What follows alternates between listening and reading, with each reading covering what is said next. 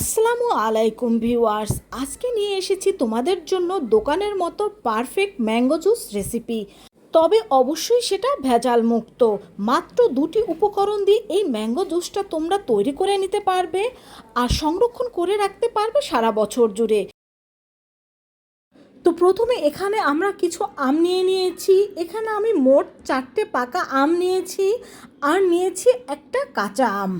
আর এই ম্যাঙ্গো জুসটা তৈরি করার জন্য কিন্তু অবশ্যই এই কাঁচা আম নিতে হবে। এখন এই আমগুলোর খোসাগুলো আমি ভালোভাবে ছাড়িয়ে এগুলোকে পিস পিস করে কেটে নেব। তো দেখতেই পাচ্ছ পাকা আম এবং কাঁচা আম এ সবগুলোই কিন্তু আমি কেটে নিয়েছি। এখন চুলায় একটি প্যান বসিয়ে তার মধ্যে দিয়ে দিয়েছি এখানে আমি 1 কাপ পরিমাণ পানি। এখন এই পানির মধ্যে আমি প্রথমেই কাঁচা আমটাকে দিয়ে দেব। তো এই কাঁচা আমটাকে আমি প্রথমে 5 মিনিট সিদ্ধ করে নেব, পরে এটাকে আবার পাকা আমের সাথে আরও 5 মিনিট সিদ্ধ করে নেব। মোট আমি এই কাঁচা আমটাকে 10 মিনিট সিদ্ধ করে নেব।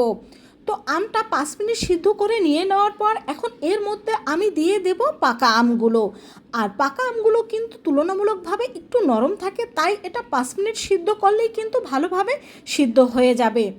এখন এই পাকা কাঁচা আম আমি ভালোভাবে একসাথে সিদ্ধ করে নিচ্ছি।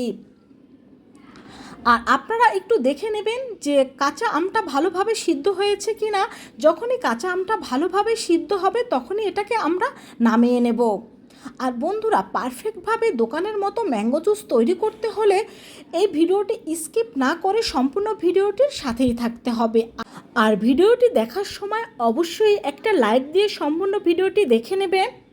তো এর মধ্যে আমাদের এই আমটা কিন্তু ভালোভাবে সিদ্ধ হয়ে গিয়েছে, দেখতেই পাচ্ছ। এখন এই আমটাকে আমি নামিয়ে নেব।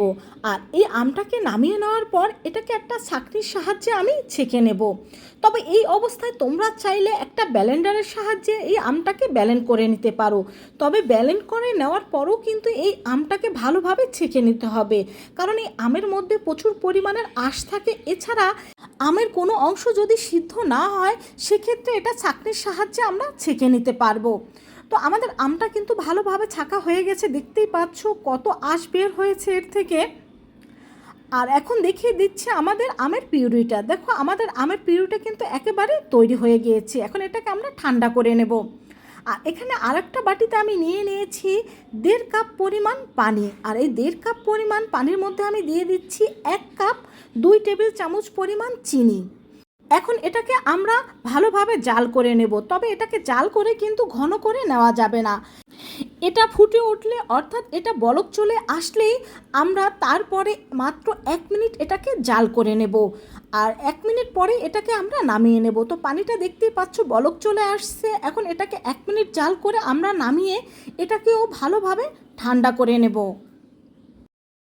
তো আমাদের আমের পিউরিটা কিন্তু একেবারে ঠান্ডা হয়ে গিয়েছে। আর যে চিনির শিরাটা আমরা তৈরি করেছিলাম সেটাও ঠান্ডা হয়ে গিয়েছে। এখন এই দুটোকে আমরা একসাথে ভালোভাবে মিশিয়ে নেব। জাল করা চিনির পানি অথবা শিরাটা মিশিয়ে নেওয়ার পর দেখো এই জুসের ঘনত্বটা ঠিক এরকম হয়েছে। আমরা দোকান থেকে যে জুসটা কিনে থাকি তার ঘনত্বটা কিন্তু এরকম হয়ে থাকে, কিছুটা ঘন টাইপের। তবে তোমরা যদি আরও পাতলা টাইপের তৈরি করতে চাও সেক্ষেত্রে এখানে আরও কিছুটা জাল করা চিনির পানি অ্যাড করতে পারো। যেহেতু সবাই ঠান্ডা ঠান্ডা জুসটা খেতে বেশি পছন্দ করে, তাই এখন এটা আমি একটা জাগে ভরে নিয়ে এটাকে নর্মাল ফ্রিজে রেখে দেব 2-1 ঘন্টার জন্য। আর তোমরা যদি সারা বছরের জন্য সংরক্ষণ করে রাখতে চাও তাহলে এটাকে কিন্তু অবশ্যই ডিপ ফ্রিজে রেখে সংরক্ষণ করতে হবে। তো এটাকে আমি এখন 2 ঘন্টা পরে ফ্রিজ থেকে বের করে নিয়েছি। আর তোমাদের এখন সার্ভ করে দেখিয়ে দিচ্ছি কতটা পারফেক্টভাবে আমাদের ম্যাঙ্গো জুসটা তৈরি হয়ে গিয়েছে। আর আশা করছি তোমরাও যদি এই রেসিপিটা সম্পূর্ণ ফলো করে এইভাবে জুসটা তৈরি করে নিতে পারো, তোমাদের জুসও পারফেক্ট একেবারে হুবহু দোকানের মতো হবে। তো ভালো লাগলে এই আমের সিজন থাকতে থাকতে বাসায় একবার হলেও ট্রাই করে দেখতে পারো আর সারা বছরের জন্য সংরক্ষণ করে রাখতে পারো। আর তোমার বন্ধুদের সাথে শেয়ার করতে পারো। বন্ধুরা, চ্যানেলটি সাবস্ক্রাইব করে আমাকে বেশি বেশি সাপোর্ট করবে যেন সামনে এগিয়ে যেতে পারি। সবাই ভালো থেকো। খোদা হাফেজ।